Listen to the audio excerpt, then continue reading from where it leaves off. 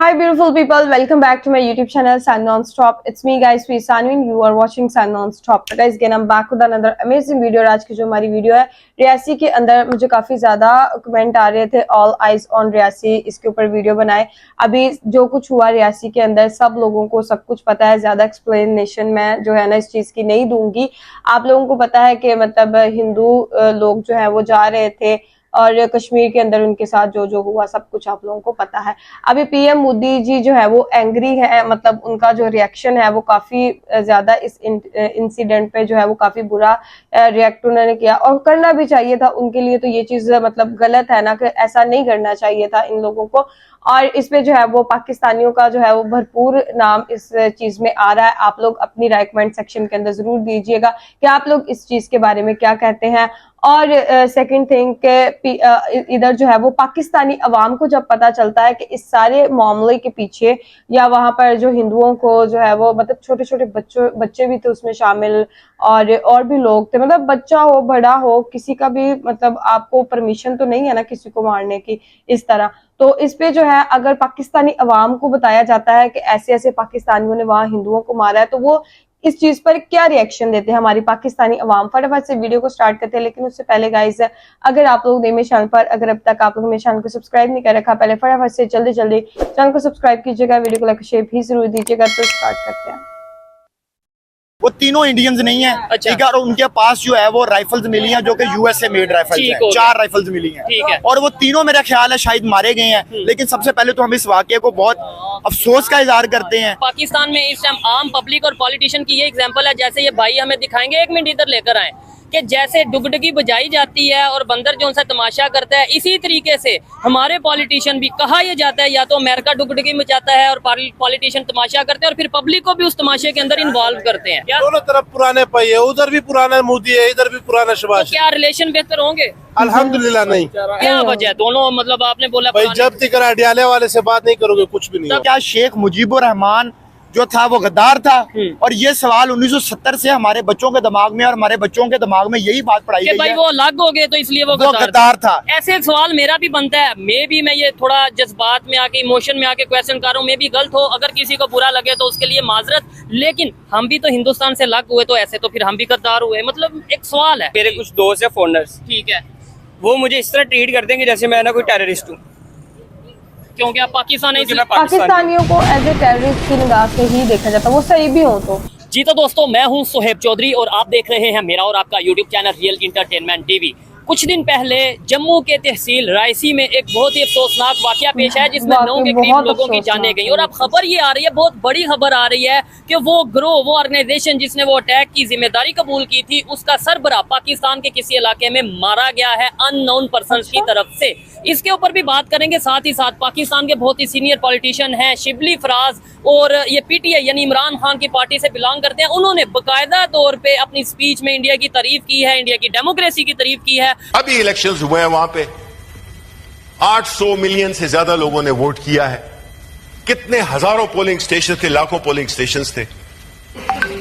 एक जगह पे एक बंदा रहता था, उसके लिए भी पोलिंग स्टेशन बनाया उन्होंने।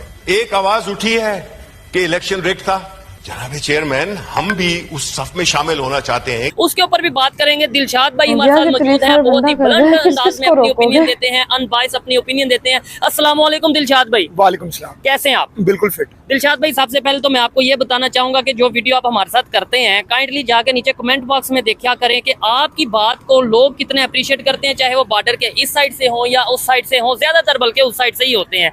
मुझे बताइए, स्टार्ट कहाँ से करें? शिबली फराज से स्टार्ट करें या फिर जो जम्मू में वाकया पेश आया और फिर उसके बाद अब ये जो उसका रिजल्ट सामने आया उसके ऊपर बात करें?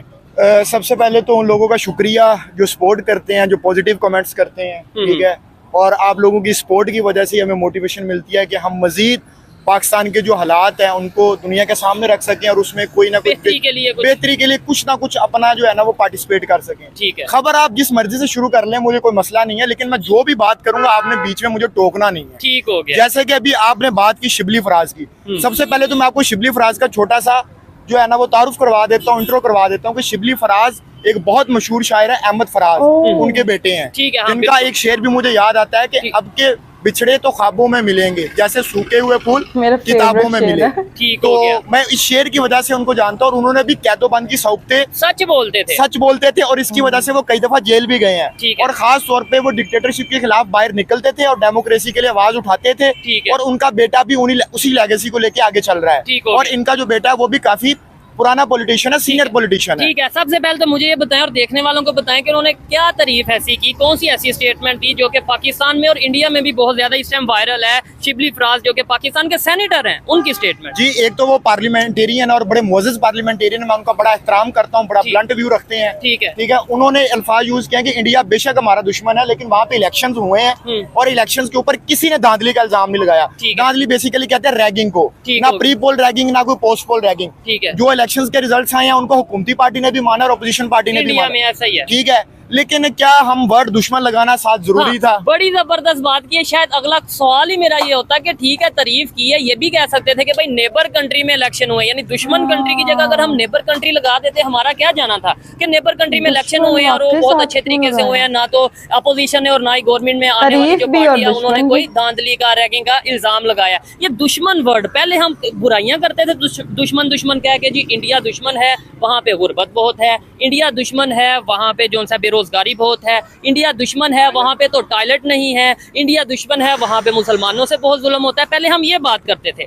अब नो डाउट सोशल मीडिया के थ्रू बहुत सी चीजों का हमें सामने आ गई हैं, हमें पता चल गया वो तो 5वीं बड़ी इकानवी बन गए, हमें पता चल गया वहाँ की गवर्नमेंट तो वहाँ के लोगों को बकायदा पैसे दे रही है कि आप टॉयलेट बनाएं, वहाँ पे और बहुत सी चीजें, वो तो चांद पे जा पहुंचे, जो कि हमारे पॉलिटिशियन भी इसका जिक्र करते नजर आते हैं, प्राइम मिनिस्टर भी इसका जिक्र करते नजर आते हैं। मुझे ये बताएं, दुश्मन वर्ड नहीं चेंज हुआ, बुराई से तारीफ की तरफ हम आ गए हैं। पहले बुराई करते थे, आज तारीफ करते हैं, लेकिन पहले भी दुश्मन कहते थे, आज भी दुश्मन कहते हैं। Everything is temporary, but India का दुश्मन कहना इज परमानेंट।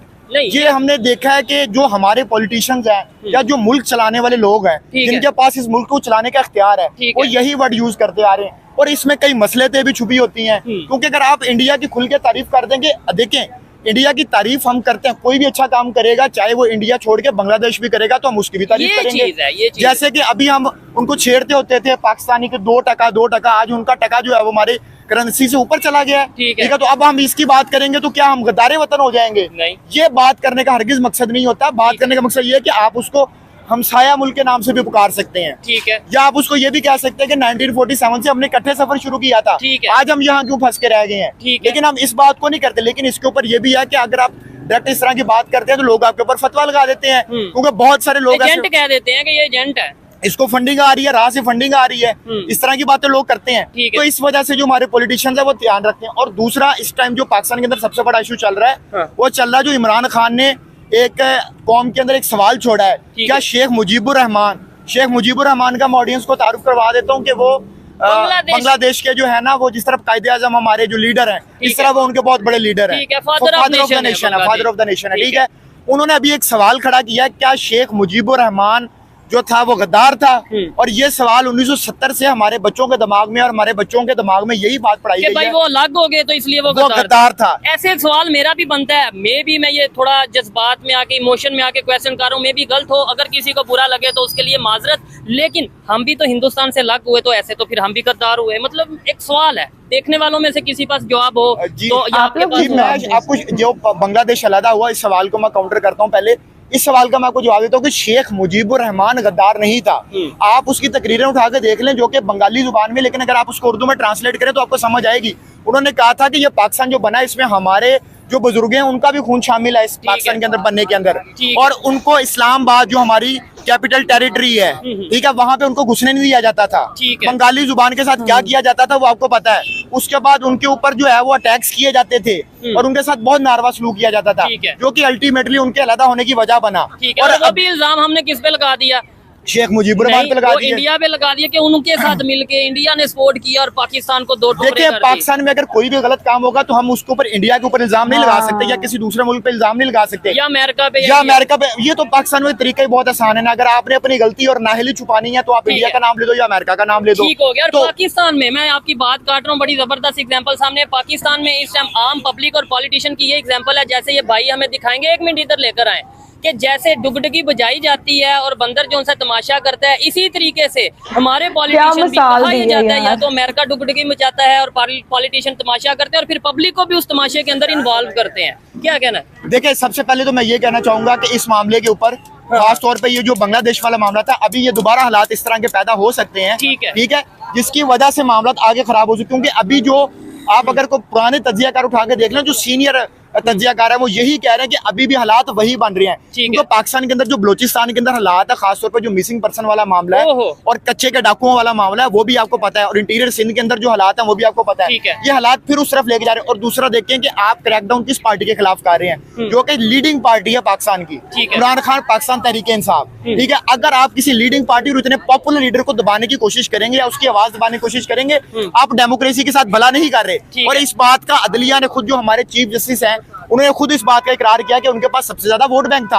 आप ऐसे लीडर की जुबान कैसे बंद करवा सकते हैं? आप ब्लैकआउट किया हुआ है, आप उसका नाम नहीं ले सकते चैनल के ऊपर। ये भी चीजें सारी हैं, लेकिन एक चीज मैं यहाँ पे और कहना चाहूंगा। आज अगर हम कंपैरिजन करते हैं किसी भी कंट्री से, मैं कहता हूँ आप इंडिया को छोड़ दें, बांग्लादेश से कंपैरिजन कर लें, तो बहुत सी चीजें सामने आ जाती हैं। बांग्लादेश को भी छोड़ते भाई, हम अफगानिस्तान से कंपैरिजन कर लें कि वो तो IMF के पास नहीं जा रहे, इतने बुरी हालात में थे, फिर भी वो IMF के पास नहीं गए उन्होंने। और अपनी क्या उनकी जो इकोनॉमी है या करेंसी है हमारे से बेहतर होती नजर आ रही है कि नहीं?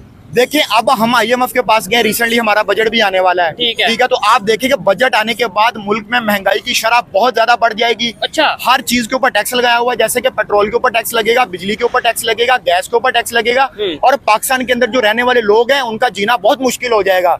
और ये सब हमारी उन्हीं वजह हरकत की वजह से हुआ है, जो कि अभी देखिए ना, अभी रिसेंटली मौलाना फजलुर रहमान ने इस इलेक्शन के ऊपर बयान दिया है, जो कि एक पार्टी के हेड हैं, उन्होंने भी कहा है कि ये इलेक्शन ठीक नहीं हुए। 2018 वाला इलेक्शन आप निकाल के देख लें, किसी को एतमाद नहीं था। 2013 वाला इलेक्शन निकाल के आप देख लो, किसी का एतमाद नहीं था। तो आप देखिए कि जब हर 4 महीने बाद, 5 महीने बाद आपकी गवर्नमेंट चेंज होनी है, आपके प्राइम मिनिस्टर चेंज होने हैं, आपके अंदर जो डेमोक्रेसी है वो है ही नहीं है। तो पब्लिक ने नहीं ट्रस्ट करना, इंटरनेशनल कम्युनिटी क्या ट्रस्ट करेगी? ये तो बहुत बात की बात है। अस्सलाम वालेकुम, आपका नाम? क्या करते हो अली भाई? मैं जॉब करता हूँ, स्टॉल है मेरा। ठीक है, कैसा काम चल रहा है? अच्छा चल रहा है। ये मौजूदा हुकूमत या पाकिस्तान के पॉलिटिशियन हमारे साथ क्या अच्छा कर रहे हैं या मजाक कर रहे हैं? ये मजाक है, सब कुछ मजाक है। क्या वजह है? गूगल मेरा लगा रहे हैं बस हम जैसे। और पाकिस्तान का इमेज नीचे से नीचे जाता जा रहा है, नीचे जा रहा है। लॉस देखे कितना हो रहा है, ये करेंसी होगी वगैरह, ये हो गया। बाहर ममालिक UK को देख लें, चाइना को देख लें, ठीक है, सब देख लें। और ये पाकिस्तान में कुछ भी नहीं, आगे से आगे जा रहे हैं। तरक्की कुछ भी नहीं। जनरल को देख लें, कर्नल को देख लें। अच्छा, अस्सलाम वालेकुम, आपका नाम? अब्दुल्ला। क्या करते हैं अब्दुल्ला भाई? मैं स्टडी करता हूँ। स्टडी क्या कर रहे हैं? मैं हॉस्पिटैलिटी। जबरदस्त हो गया, ये तो बड़ी अच्छी बात है। अच्छा, मुझे सबसे पहले बताइएगा, पाकिस्तान के पॉलिटिशियंस हमारे साथ क्या कर रहे हैं? अच्छा कर रहे हैं पाकिस्तान के साथ या पब्लिक के साथ? मजाक कर रहे हैं हमारे साथ। क्या वजह इसकी? मतलब इनकी वजह ये है कि वो अपना पेट भरना चाह रहे हैं और वो भर रहे हैं। हमें वो इस तरह ही उन्होंने ना हमें कंगला छोड़ देना, लाशें बना देना उन्होंने। जिंदा लाश बन चुके हैं हम, इस टाइम बन चुके हैं। महंगाई ऐसी सिचुएशन में दुनिया हम पे हंस नहीं रही होगी? खास तौर पे अगर नेबर कंट्री की बात करें, आज तो हमारे पॉलिटिशियन ये कह रहे हैं कि इंडिया हमारे से आगे चला गया, इंडिया जो सा वो बेहतर हो गया। ये बिल्कुल बात सही। मैं आपको थोड़ी सी एग्जांपल देता हूँ। मेरे कुछ दोस्त है फॉरेनर्स, ठीक है, वो मुझे इस तरह ट्रीट करते हैं कि जैसे मैं ना कोई टेररिस्ट। ऐसे ही होता है। क्योंकि आप पाकिस्तान है, मैं पाकिस्तानी हूँ। ये हमारी तो रेपुटेशन आप उन्हें एक्सप्लेन किया करें कि यार मैं तो एक अच्छा इंसान हूँ। मैं जितना मर्जी एक्सप्लेन कर दूं, वो क्या दुनिया में खबर चल चुकी है, वो चल चुकी है। ये चीज है, हुक्मरानी देखिए, यही बात है। इधर मैं मुझे कुछ लोग ये कहते हैं कि भाई आप पॉजिटिव खबर क्यों नहीं चलाते, पॉजिटिव खबर क्यों नहीं चलाते? इधर लेट्स सपोज, जैसे मैंने इन्हें बोला कि आप एक्सप्लेन किया करें, वो एक्सप्लेन कर भी दे तो कुछ नहीं बनता। लेट्स सपोज इधर मैं खड़ा हो कहता हूँ, आप कहते हैं पाकिस्तान बहुत अच्छा कंट्री है, पाकिस्तान में हर चीज अच्छी हो रही है। आप एक दफा बोलिए जरा। पाकिस्तान बहुत अच्छी कंट्री है और सब कुछ अच्छा हो रहा है, सब कुछ अच्छा हो रहा है। गुर्बत भी नहीं है। पाकिस्तान जिंदाबाद। ठीक है, क्या ये कहने से सामने वाले मान लेंगे? नहीं। यही चीज है, यही तकलीफ है। मैं भी चाहता हूँ पाकिस्तान जिंदाबाद का नारा लगे पूरी दुनिया में, मैं भी चाहता हूँ पाकिस्तान की तारीफ हो, लेकिन सच्ची तारीफ हो। ऊपर हुक्मरान है, मजाक ही हो रहा है पाकिस्तान का। ये देख लें, ये सियासत इन्हें करने नहीं आ रही। इमरान खान को देख ले, ग्रेट होनेस्ट। ठीक है, यहाँ पे मसला पता क्या है? यहाँ पे जो सच बात करेगा ना, उसको गायब कर देंगे, उसे गद्दार कह देंगे। ठीक है, मुझे बताएं, यहाँ पे जो इलेक्शन हुए फ्री एंड फेयर हुए? मतलब मेरे हिसाब से नहीं। ठीक है, क्योंकि आना खान को चाहिए था, धांधली हुई। चले ठीक हो गया। दिलशाद भाई देखें, इधर चाहे कोई जॉब करने वाला है, चाहे कोई स्टूडेंट है, इवन मैं इस बच्चे से भी पूछ लूंगा, मतलब पूछता नहीं लेकिन इस बच्चे से भी पूछ लूंगा, वो भी ये कह देगा कि भाई बहुत से मुश्किलात हैं और ये सब चीजें हैं।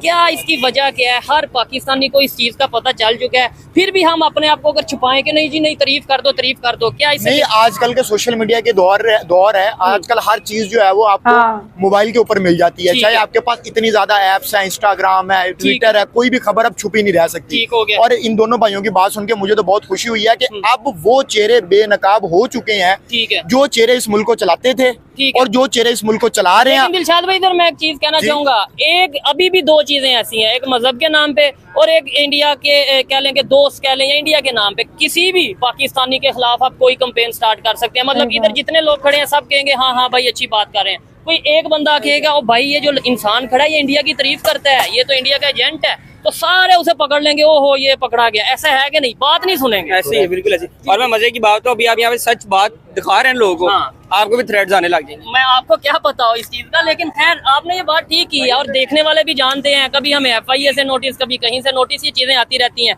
भाईजान अस्सलाम वालेकुम, कैसे हालात हैं?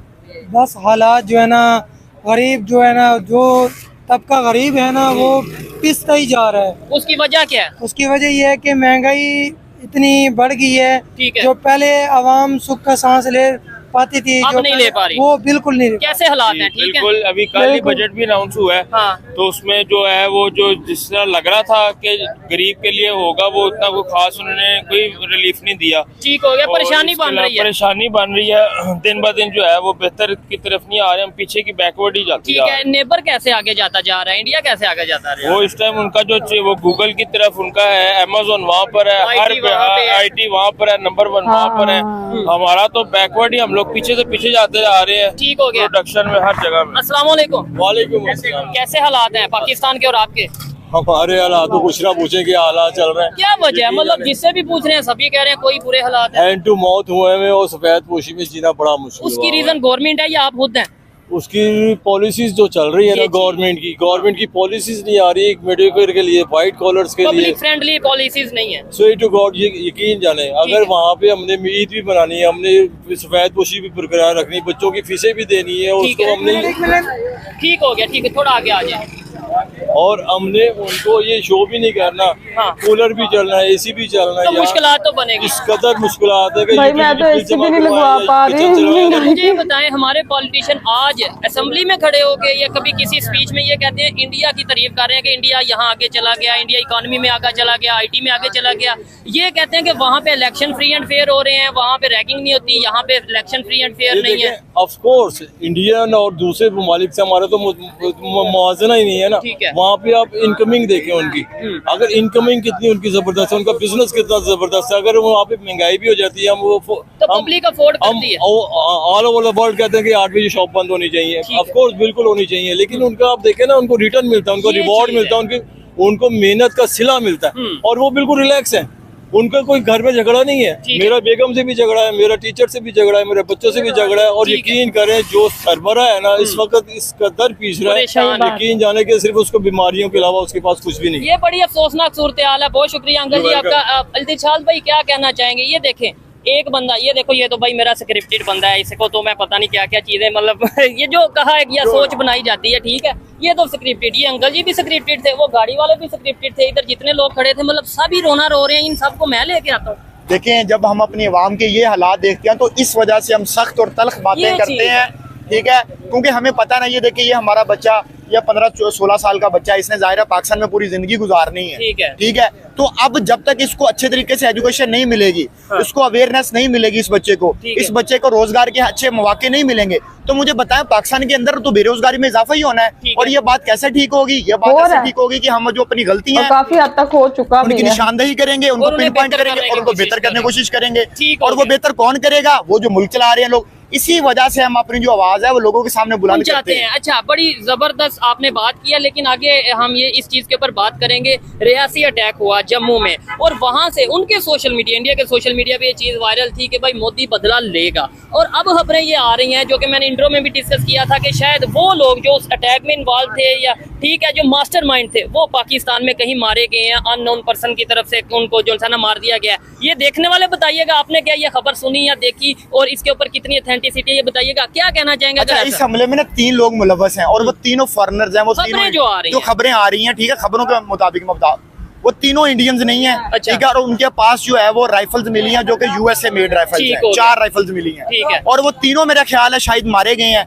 लेकिन सबसे पहले तो हम इस वाकये को बहुत अफसोस का इजहार करते हैं। और चाहे जहाँ पे भी है ऐसा वाकया हो, पाकिस्तान हो, इंडिया हो या दुनिया का कोई कंट्री, कोई भी इंसानी जान जो है उसकी बहुत कदर कीमत होती है। वो चाहे किसी भी मजहब से बिलोंग करता हो, किसी भी फिरके से बिलोंग करता हो या किसी भी कौमियत से बिलोंग करता हो, हमें इस चीज का कोई फर्क नहीं पड़ता। हमें यह कि एक इंसानी जान जाया हुआ है और वो भी वो रिलीजियस उनका को काफिला जा रहा था, अपनी मजहबी रसूमात अदा करने जा रही थी। तो हमें तो ऐसे मौके पे सिक्योरिटीज देनी चाहिए। हम यहाँ पे सिक्योरिटी, अब जैसे देखे जब क्रिश्चियंस के यहाँ पे कोई त्योहार होते हैं, हमें चाहिए कि हम उनको सिक्योरिटी दें। जबरदस्त। जब मुसलमानों के होते हैं, मुस्लिम्स के होते हैं, तो उनको सिक्योरिटी दें। देखिए, हमने अमन, दुनिया को अमन का गहवारा बनाना है, ना कि हमने दुनिया को ये बनाना है, क्योंकि हमारा मिशन है कि पीस, दुनिया के अंदर अमन कायम होना चाहिए।